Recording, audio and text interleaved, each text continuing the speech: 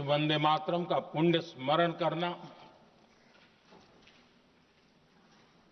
इस सदन में हम सबका ये बहुत बड़ा सौभाग्य है और हमारे लिए गर्व की बात है कि वंदे मातरम के 150 वर्ष निमित्त इस ऐतिहासिक अवसर के हम साक्षी बन रहे हैं।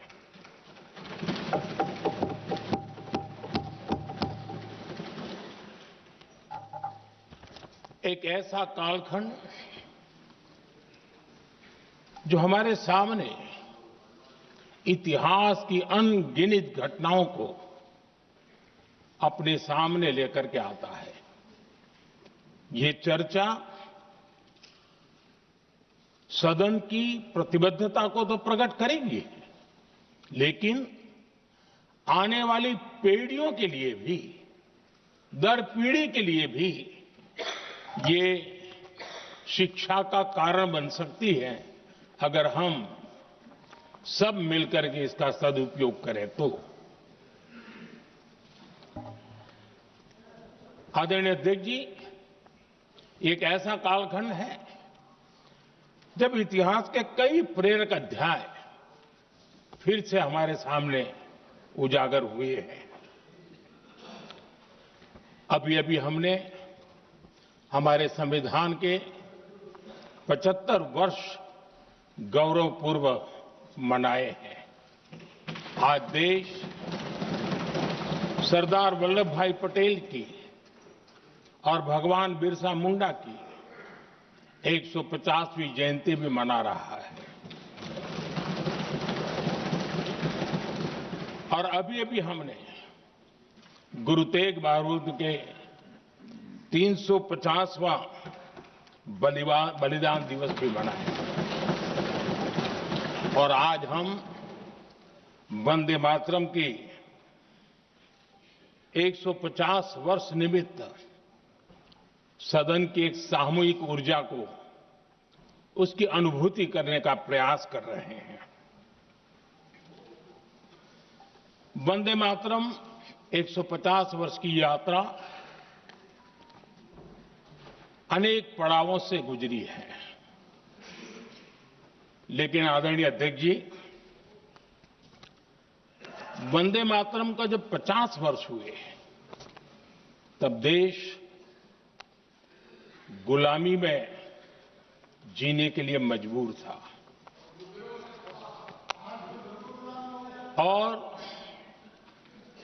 वंदे मातरम के 100 साल हुए तब देश आपातकाल की जंजीरों में जकड़ा हुआ था।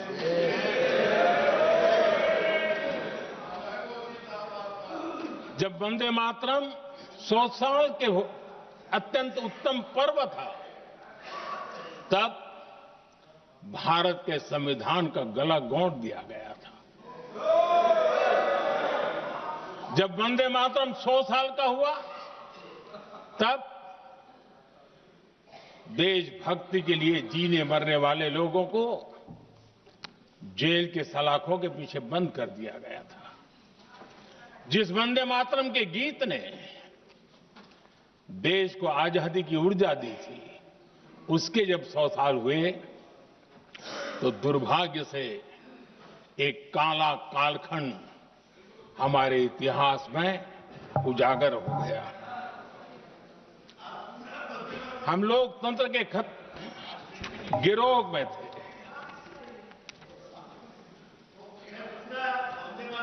आदरणीय अध्यक्ष जी, 150 वर्ष उस महान अध्याय को, उस गौरव को पुनः स्थापित करने का अवसर है और मैं मानता हूं सदन ने भी और देश ने भी इस अवसर को जाने नहीं देना चाहिए। यही वंदे मातरम है जिसने 1947 में देश को आजादी दिलाई। स्वतंत्रता संग्राम का भावात्मक नेतृत्व इस वंदे मातरम के जयघोष में था। आदरणीय अध्यक्ष जी, आपके समक्ष आज जब मैं वंदे मातरम 150 निमित्त चर्चा के लिए आरंभ करने खड़ा हुआ हूं, यहां कोई पक्ष प्रतिपक्ष नहीं है, क्योंकि हम सब यहां जो बैठे हैं एक्चुअली हमारे लिए रण स्वीकार करने का अवसर है कि जिस वंदे मातरम के कारण लक्षावधि लोग आजादी का आंदोलन चला रहे थे और उसी का परिणाम है कि आज हम सब यहां बैठे हैं। और इसलिए हम सभी सांसदों के लिए, हम सभी जनप्रतिनिधियों के लिए वंदे मातरम के रण स्वीकार करने का ये पावन पर्व है।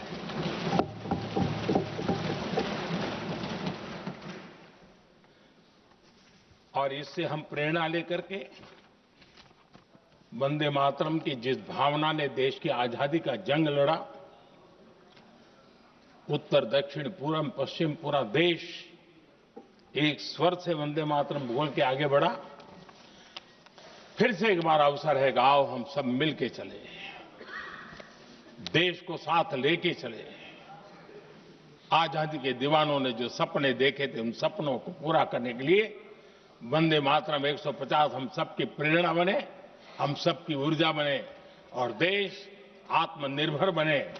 2047 में विकसित भारत बना करके हम रहे, इस संकल्प को दोहराने के लिए ये वंदे मातरम हमारे लिए एक बहुत बड़ा अवसर है। आदरणीय अध्यक्ष जी, दादा तबीयत तो ठीक है ना? नहीं, कभी कभी इस उम्र में हो जाता है। आदरणीय अध्यक्ष जी, वंदे मातरम की इस यात्रा की शुरुआत बंकिम चंद्र जी ने 1875 में की थी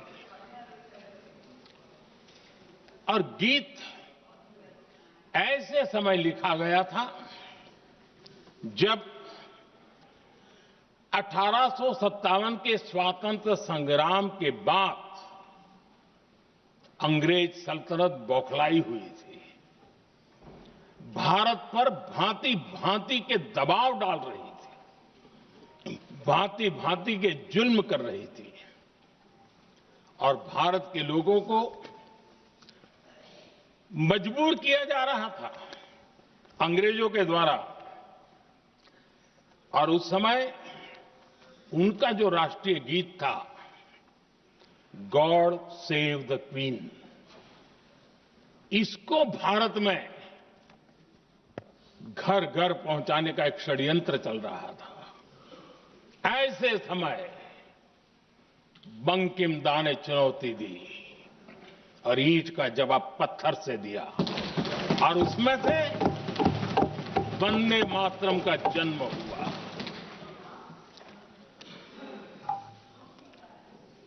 इसके कुछ वर्ष बाद 1882 में जब उन्होंने आनंद मठ लिखा तो इस गीत का उसमें समावेश किया गया। आदरणीय अध्यक्ष जी, वंदे मातरम ने उस विचार को पुनर्जीवित किया था जो हजारों वर्ष से भारत की रग रग में रचा बसा था। उसी भाव को, उसी संस्कारों को, उसी संस्कृति को, उसी परंपरा को उन्होंने बहुत ही उत्तम शब्दों में, उत्तम भाव के साथ वंदे मातरम के रूप में हम सबको बहुत बड़ी सौगात दी थी। वंदे मातरम ये सिर्फ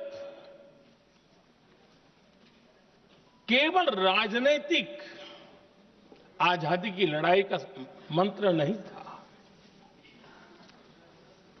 सिर्फ हम अंग्रेज जाए और हम खड़े हो जाए, अपने राह पर चले, इतने मात्र तक वंदे मातरम प्रेरित नहीं करता था, उससे कहीं आगे था। आजादी की लड़ाई इस मातृभूमि को मुक्त कराने का भी जंग था। अपनी मां भारती को उन बेड़ियों से मुक्ति दिलाने का एक पवित्र जंग था। और वंदे मातरम की पृष्ठभूमि हम देखें, उसके संस्कार सरिता देखें, तो हमारे यहां वेद काल से